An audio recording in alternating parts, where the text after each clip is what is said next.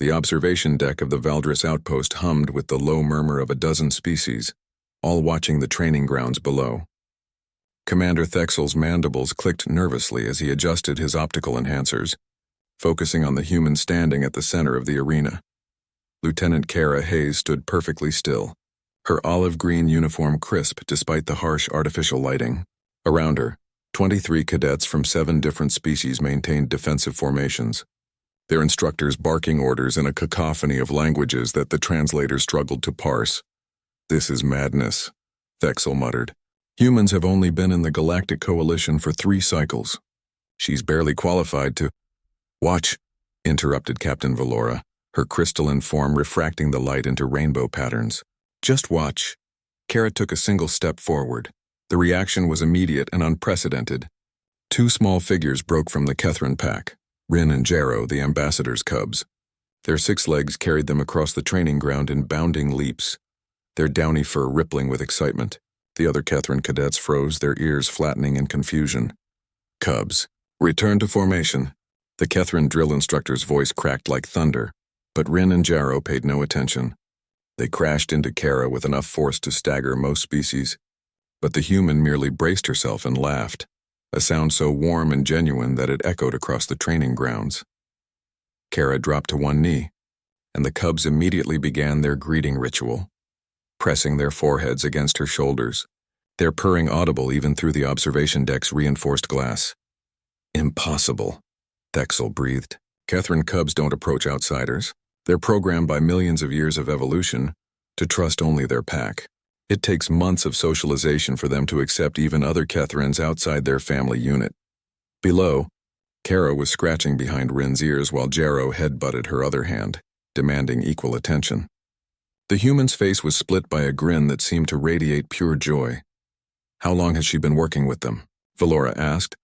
"This is her first day," Thexel replied, his voice hollow. "She arrived on the station 6 hours ago." The training ground had gone completely silent. Every cadet, every instructor, every species present stared at the impossible scene. The Kethrin drill instructor approached slowly, his movements careful as if witnessing something sacred. Kara looked up at him, still smiling. "Sorry, sir. I didn't mean to disrupt the exercise. They just seemed like they needed—" "How?" The instructor's translator struggled with the emotional weight of his question. "How did you earn their trust?" Kara blinked, genuinely confused. "I didn't do anything special. I just smiled at them when I walked in." They looked nervous, smiled. Thexel repeated the word as if it were alien technology he couldn't comprehend. "Yes, sir." Kara stood, though both cubs immediately pressed against her legs, unwilling to let her go. "Back home I worked with rescue animals, creatures that had been hurt or abandoned. You approach slowly, make yourself small, let them know you're safe." Rin and Jarrow just looked like they needed a friend. The drill instructor's ears swiveled forward, the Kethrin equivalent of intense focus. "You read their emotional state.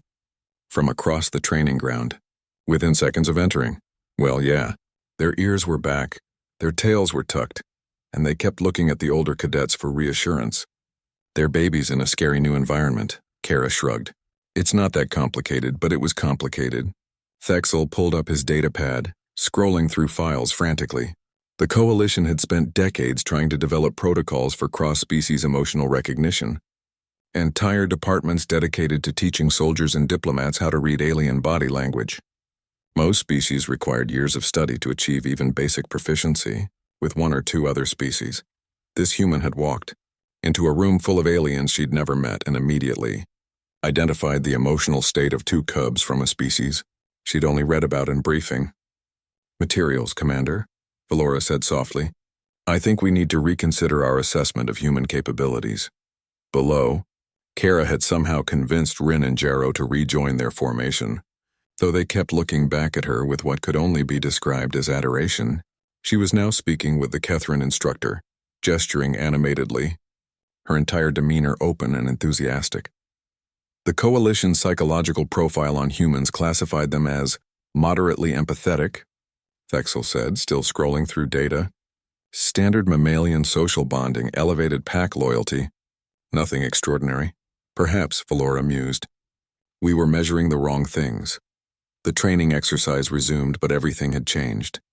The other species cadets watched Kara with new interest. When she offered suggestions, small adjustments to stance, words of encouragement, they listened. The human wasn't trying to assert dominance or demonstrate superiority. She was simply connecting. By the end of the session, Rin and Jaro weren't the only ones gravitating toward her. A nervous Quillan cadet with trembling antennae found himself calmed by her patient explanation of a drill sequence. A proud Dravian who'd been struggling with formation work accepted her critique without the usual defensive posturing. She's not training them, Thexel realized. She's befriending them, and they're learning because they trust her. Ambassador Kethril entered the observation deck, his massive form moving with careful dignity. His eyes immediately found his cubs, still staying close to the human as the formations dispersed. "I came to file a complaint," he said, his deep voice resonating through the deck. "I was told a human had disrupted training and made unauthorized contact with my offspring." "Ambassador, I apologize," Thexel began. "I came to file a complaint," Kethril repeated, "that I was not informed the Coalition had recruited someone with such extraordinary gifts. My cubs have not known peace since leaving our homeworld. Tonight they will sleep soundly for the first time in weeks." He turned to face the commander, and his ears were high and forward, a sign of deepest respect. "What else can your humans do that you haven't told us?"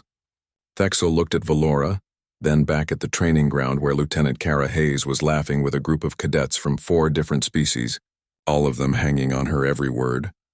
"I think," he said slowly, "we're still discovering that ourselves."